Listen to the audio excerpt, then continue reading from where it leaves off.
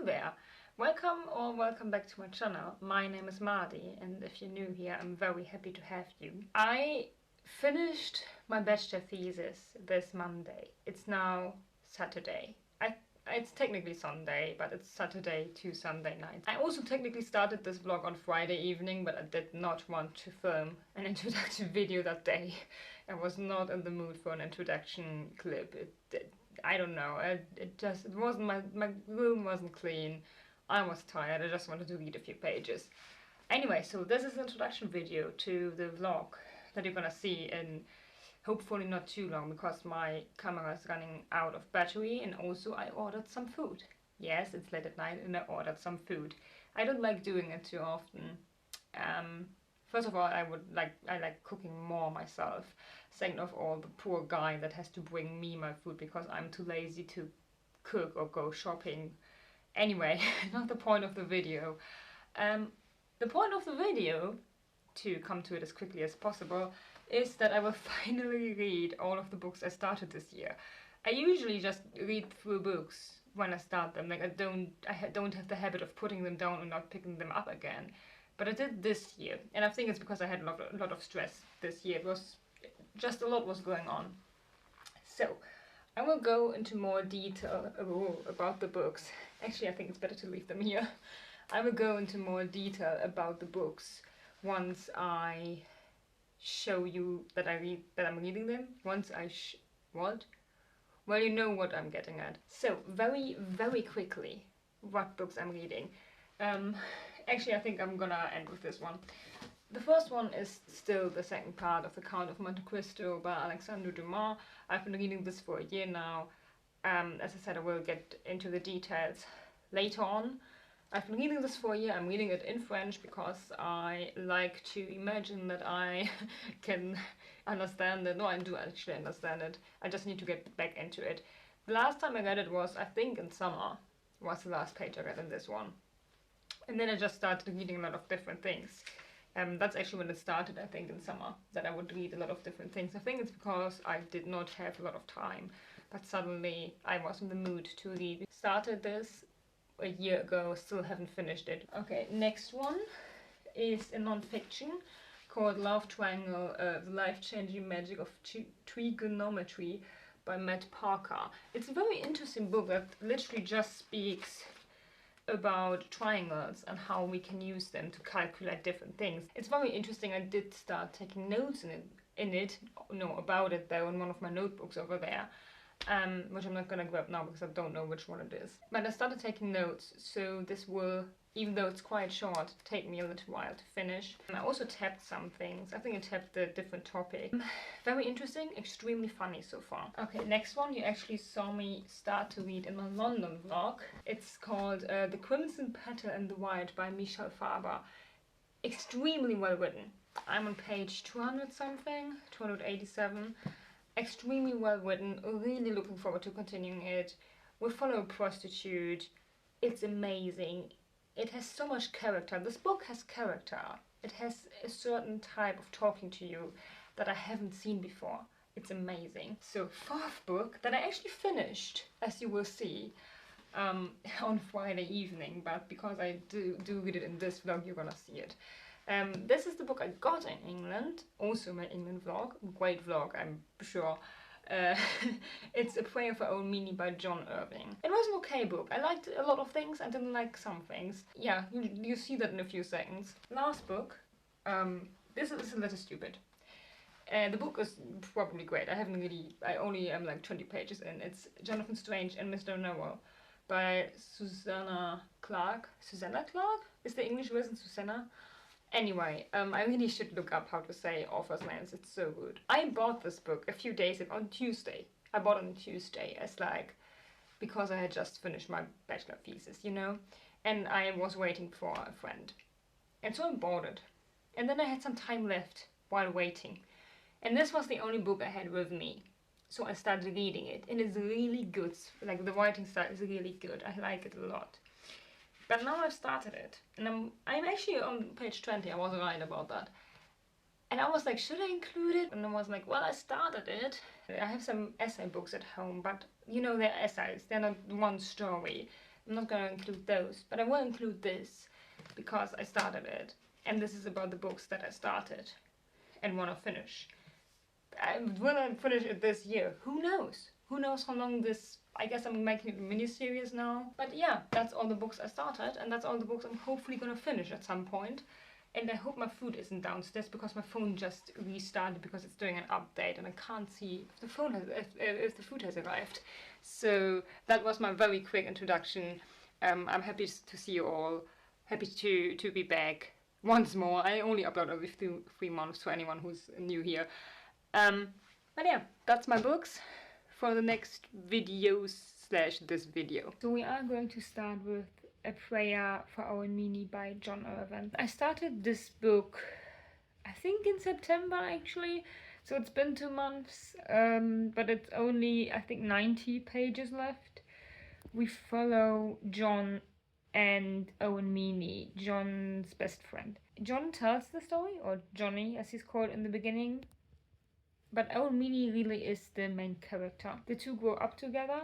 We follow them mainly through childhood and teenage years and then young adulthood.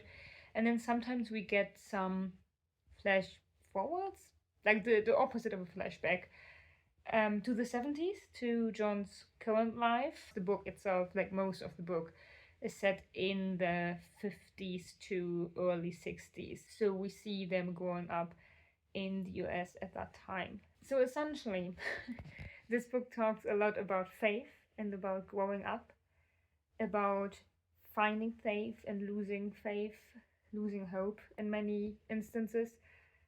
But the story itself starts with these two children who are best friends. And then at some point, and this is not a spoiler because it says this on the back of the book, but at some point Owen Meany kills John's mother with a baseball ball, like a ball that you play baseball with.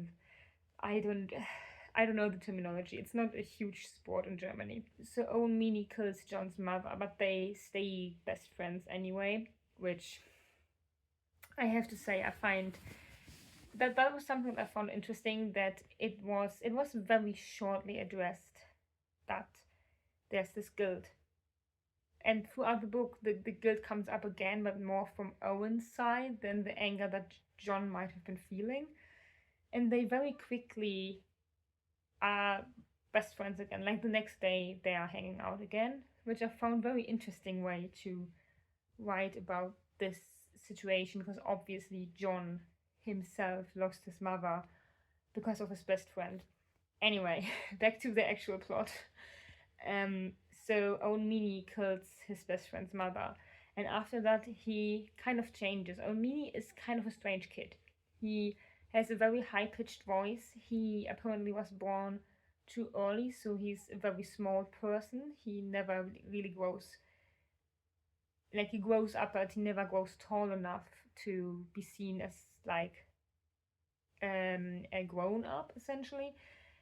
And then he also seems to have visions, and he has a very deep belief in God and Jesus Christ. And he also seems to think that he has been chosen by God for something bigger, though until like the middle of the book we don't really figure out what he thinks that is. There's a lot of foreshadowing in this book. It's very well written. We also see John realizing that his mother might not have been the person that he thought she was the older he gets, because he doesn't know his father. He never learned who he is. He doesn't know anything, essentially. And then at some point he gets a chance to find out a little more, and he isn't even sure if he wants to, but during that process he finds out things about his mother that he did not know, and it scares him, obviously. And that's also a huge aspect of this book, of the growing out of your childhood belief in the people around you. I really like how the book grows up with the characters. So in the beginning we almost have no paragraphs that are set in the 70s, in the presence of, like, in the present tense, essentially. We don't really see the grown-up version of John as much when he talks about his childhood. We also don't know anything about the politics of the time, as opposed to later in the book. Like, the longer the book goes on, the more we also learn about the politics and the society and the economics of the time. And we also see the present time more and more coming through. And now we're at the point where it's almost only talking about the present time, about the 70s, and not at all anymore about the past. And it's very well done, in my opinion, this growing up, this starting out with some not as important seeming topics, but then slowly shifting into things that grown-ups might be worried about. And it shows the slow transition from being a kid to becoming an adult really well, in my opinion. What I don't like about this book is the weird sexualization of, I mean, women in general, but also the 12-year-old cousin, or even younger at some point. I think we meet her first when she's like 9 or 10, of John. It's like he talks about making out with her at 11, which I guess children do mess around and do find out and do explore their sexuality at that age. But it's written in a way that just makes me very uncomfortable, because I don't want to read about how hot an 11-year-old is. I also don't want to read about some 10-year-olds getting off with each other, especially if it's not like it's a theme of showing how grown-up sexualized children or something, because that then would be a social discussion. It's really just them having sexual thoughts about each other. Anyway, is there anything else I have to tell you about the plot that is important? If I had done a vlog, I was planning on doing a vlog originally reading this, but then it just got like, it took too long to make the vlog and the pieces kind of felt unconnected, so I didn't. But I think if I had done a vlog on this, there might have been more that I would have told you. But now that I know what has been foreshadowed, it kinda doesn't make sense, because I might just be telling you spoilers, as opposed to when I was here and I didn't know yet what is foreshadowing and what isn't. I wouldn't have spoiled you because I wouldn't have known myself what is true in the end. But I'm now like over there, so I definitely know essentially everything in this book is foreshadowing. I'm gonna read this evening. It's now 8:05, and this is like, as I said, 90 pages, so I should be good with finishing this today. I read like the first page of the remaining pages I have to read in A Prayer for Owen Meany, and immediately there was kind of, maybe it was very easy to see, but I didn't see it coming. That I did not expect that. We just learned something on like page 636 that has been a mystery since the beginning, and I can't. But then, how there's still some things left over. But that was not what I expected from this page.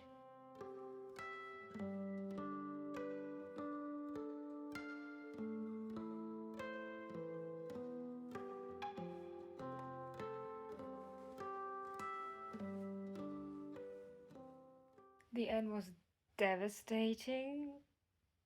There was a part in between, like the last 20 pages and the last 40 pages, where I thought it was too drawn out. But now it just kind of feels like the author tried to make you believe you were in the clear of the emotional part of the book, and then he hit you with another. I don't even know how to describe it in English. We see so much coming together that was talked about before, but not in the way that the narrator makes you think it will come together. There were a lot of things where you would kind of know that something was about to come, but you couldn't really see how. It has to be like 11, yeah, 10 to 11. I don't know if I will continue with any of the other books tonight. I have to eat something first because I'm getting hungry. I didn't really have a real dinner. I went to the Christmas market with a friend and just ate some sweets there. So I still need to eat something. The other 5 books will take way longer to finish because this was only 90 pages and all other books have, I think, at least 200 pages. No, this one has less left. But this is also a non-fiction that I would like to make notes on. So this will still take a lot longer. It's a 4-star. I think that for a lot of people it might be a 5-star read. It just had a few tidbits that I didn't like. Some things felt drawn out. It was paced too slowly for me in some parts, and also, as I already said, the weird sexualization of children. I never quite get on with that. But I don't think it's bad enough that most people would have an issue with it. It's just that I'm very sensitive to that.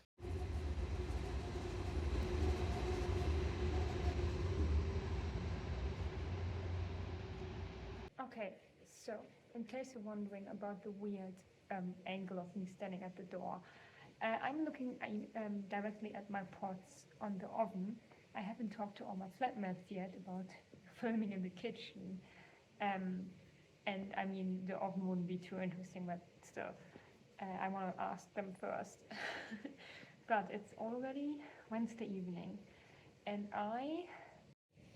well, someone just moved in the flat, which I find disturbing sometimes.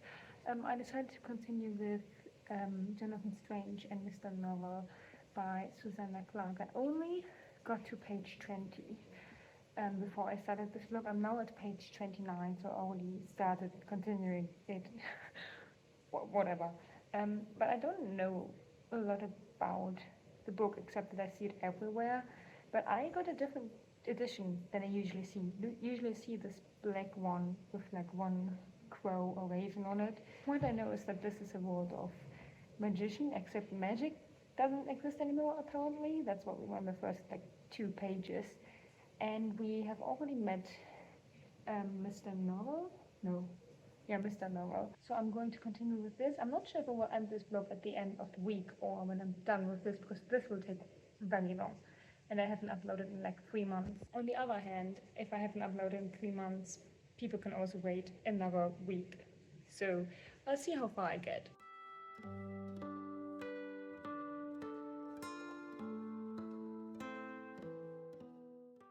Now, I don't know if this will be in the previous vlog or if I'll make it a second part. But because it's been like 2 weeks and I didn't manage to edit the clips that I have. But I'm about to leave for Christmas for a week to go to my parents and spend some time there. So I don't really have a lot to do there. So I'm hoping to get a little further in my books. And also it's like a 5 or 6 hour train ride. I don't know how much I'll be reading. Originally I thought about editing the clips, but you know, it's now almost 3 o'clock and the train goes at about 4:20.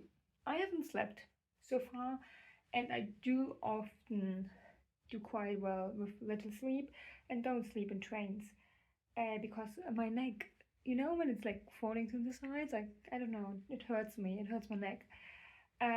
But I might just fall asleep in the train if I have... What fell? Oh, a bottle. If I have a window seat.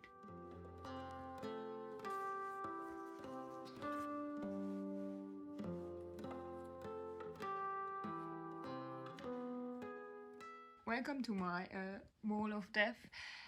I finally managed to edit the clips that I already filmed, and I realized 2 things. First of all, I'm bad at taking B-roll. I'm always thinking I have to take B-roll so I can put, you know, little breaks in between me talking about the different stages of the books. Always forget about that. So I guess we are going to see this little mini vlog series as a way of practicing vlogging. Because I do want to do more of that. I also realized I kind of want to show you a little more of my private life. I mean, it's gonna be reading vlogs, so you're gonna see me reading, but also, why don't I just I don't know, I have one clip of my dog being in there, but I could have shown you, I don't know, the train ride or something. I don't know. I want to make them a little bit more personal, essentially, with a little bit more character. But we are still the same vlog, because I also realized, and this is people who have been following me since the beginning might recognize this. Oh yeah, also I'm still filming on my phone because I didn't take my camera with me, which in hindsight might have been a mistake. I forgot to include this book in my stack of books I started and never finished, even though I want to finish it.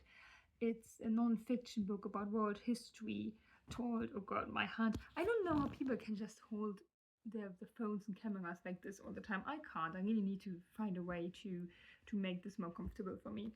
But this book tells history, like world history, from the perspective of families, essentially, like famous families. I haven't really gotten far. I think I got I got to like ancient times. I don't even think I've started with ancient Egypt. No, it's a little bit of Egyptian.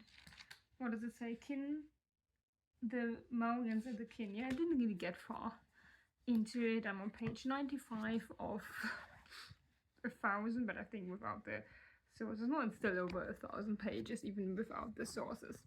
Anyway, now it's, it's the 27th in the evening.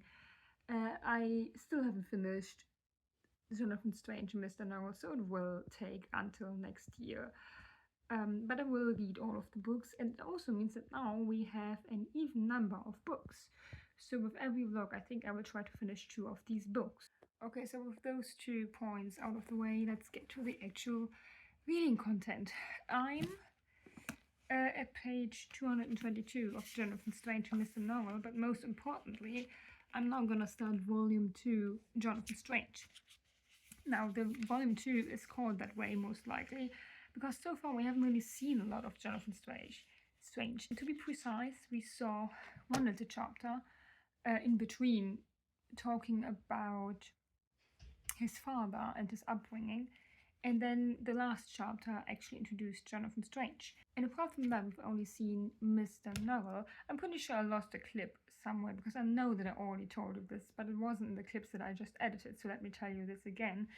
Mr. Norrell starts out, we start out with Mr. Norrell in York in 1807, I think. There used to be real practicing magicians in the world and also in England. That was like 200, 300 years ago. And people kind of forgot how to do actual magic, so now they're only theoretical magicians who deal with the history of magic and the theory behind it, but can't practice it.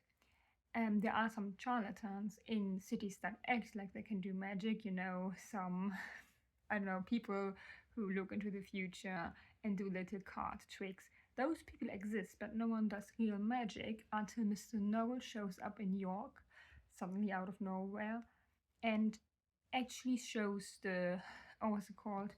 I don't know, the group of magicians in York. They have a name and I immediately forgot it. He shows this group of magicians in York that he can do actual magic. Well, they become,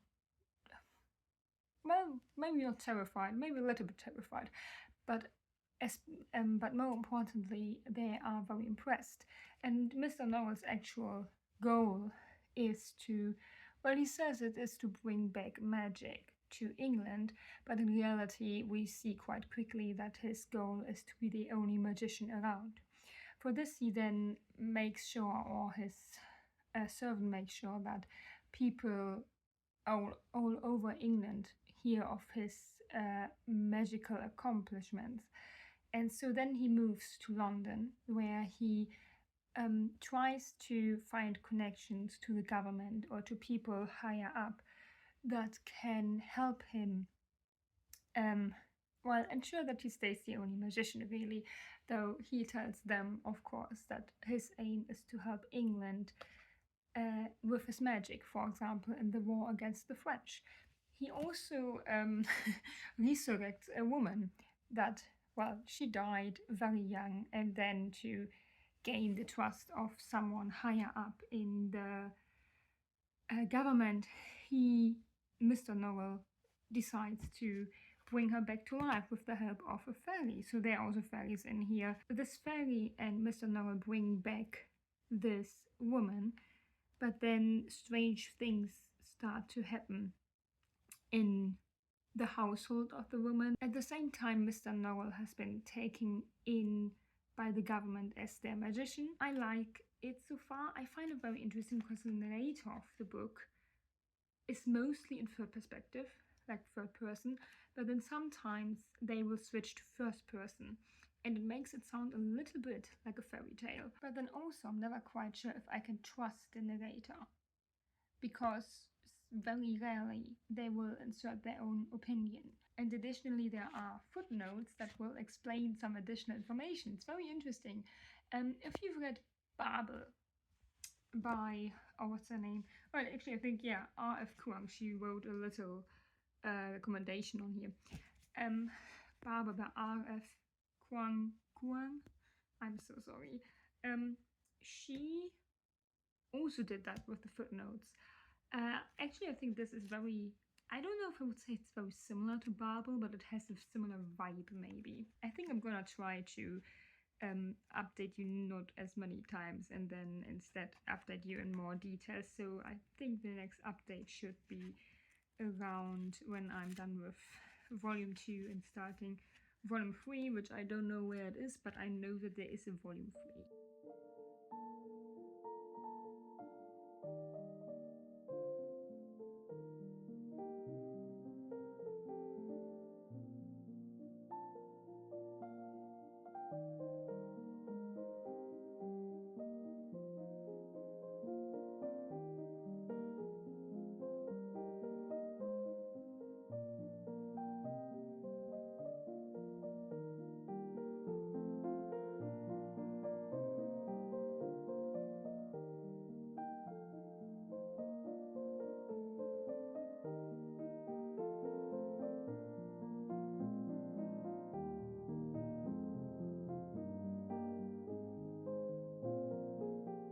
Let's hope I'm in frame, and also let's hope you can hear me, because I don't have my microphones with me. I have some from my phone, I don't have them here.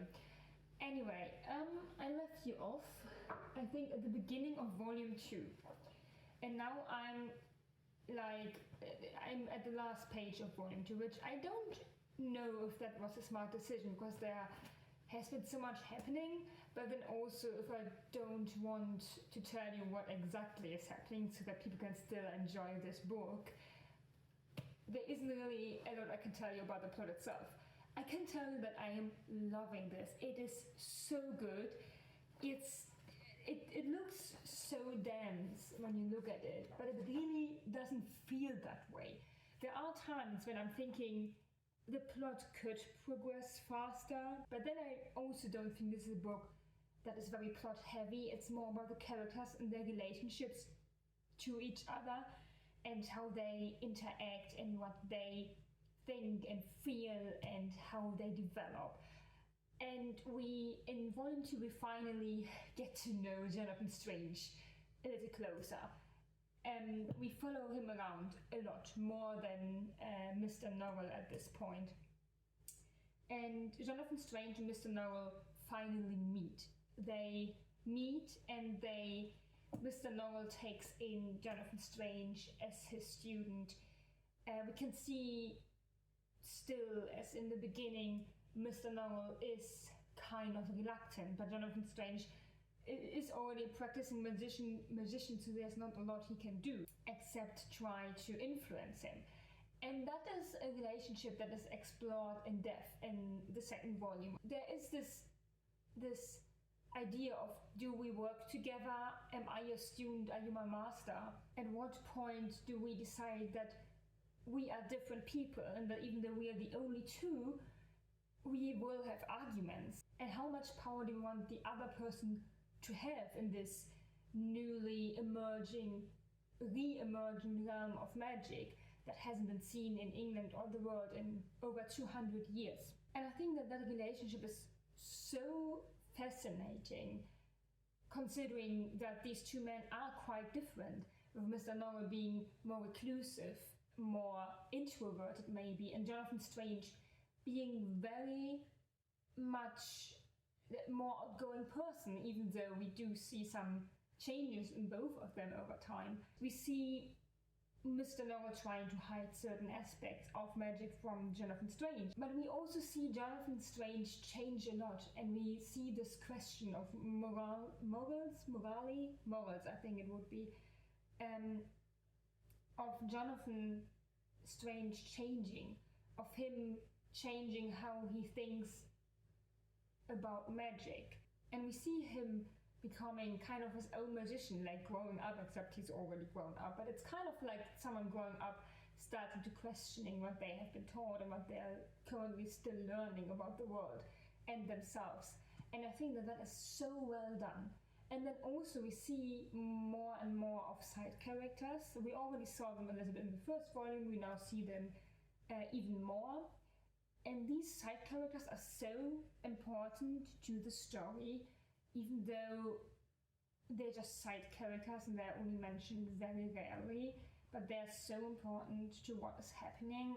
And I'm pretty sure from what I suspect might be foreshadowing here, that they will continue to be immensely important. And then also, we were left off with a huge, I'm not sure if I would, I think I would call it a plot twist, because this hasn't happened.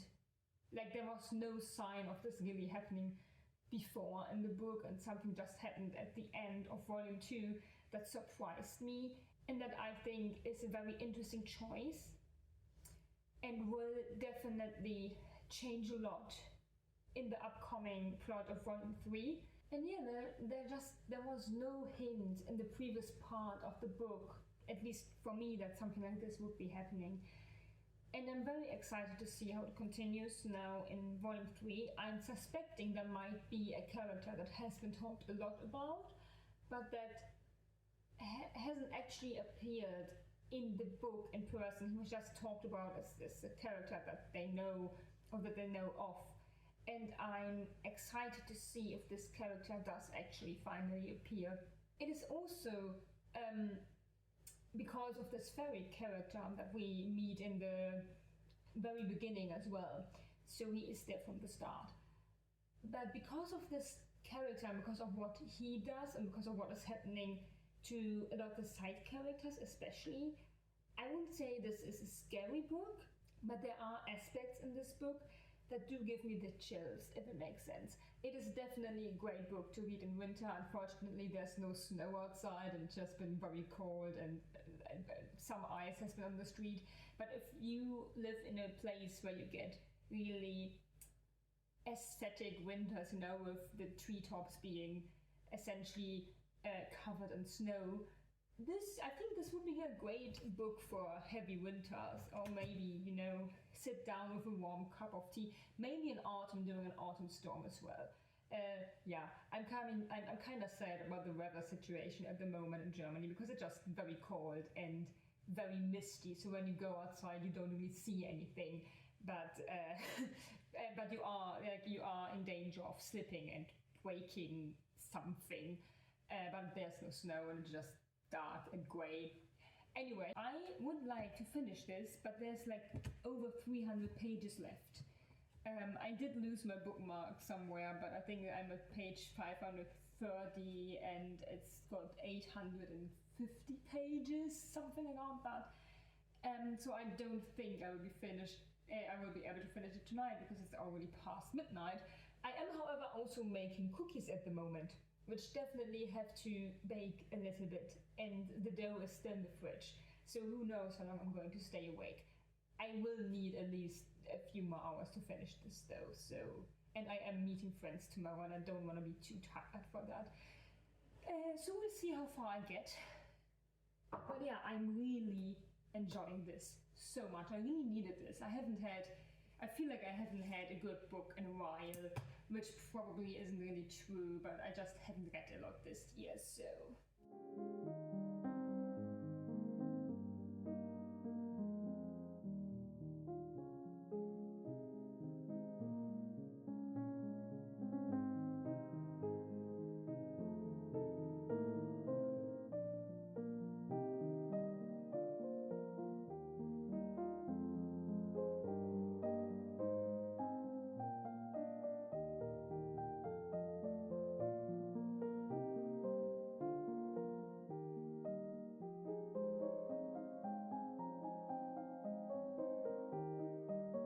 As you might be able to tell, it's New Year's Eve and I don't have a whole lot of time.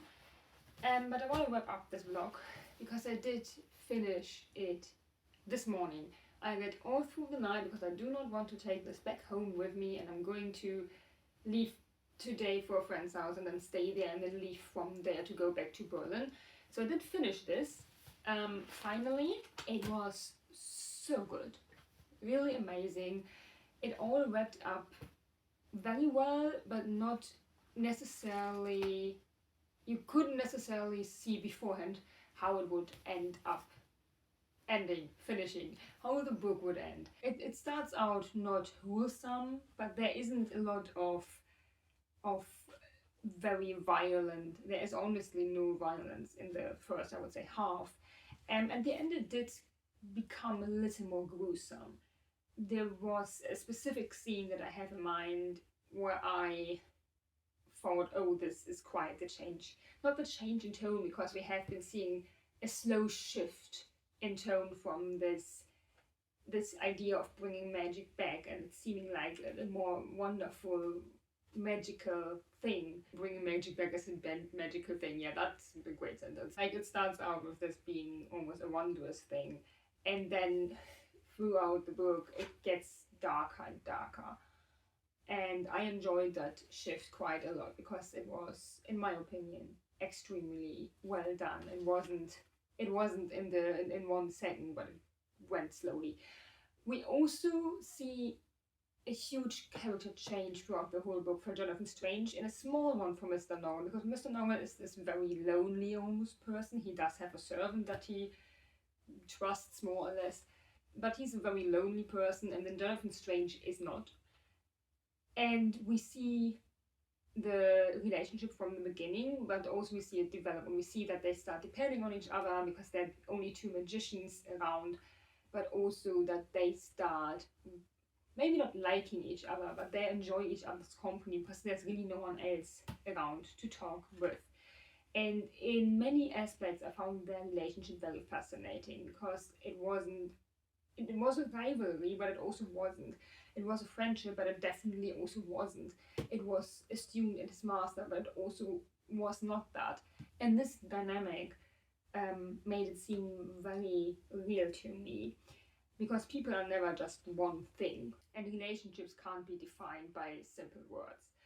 And that's what this book showed very well. We see a huge character shift in Jonathan Strange, especially in the later half.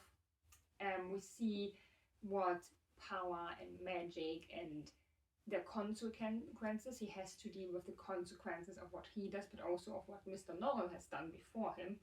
And we see how that can change a person. And also him being, at the beginning, maybe not idealistic, but at least having very certain ideas of what is right and what is wrong, and these ideas being challenged by himself. So 5 out of 5 stars for me. That doesn't happen very often lately. So this was really, really great. Now, I want to wrap this up here because, let me see, I have less than an hour and I still need to pack my things. I will do another one. I will start it probably tomorrow already because I have a train ride coming up. And I will finally, for those of you who have been here longer, yeah, I'm still reading The Count of Monte Cristo. I will finally finish it. I'm gonna do that in January. And then also probably the non-fiction about triangles, which is a very bad description of the book. But I mean, you can see that in the next vlog. I hope that that's it for now. I hope you're having a great New Year's Eve. I wish you all the best for 2026. Thank you for watching. The chair is squeaking. Thank you for watching, and I wish you all the best, and see you hopefully very soon.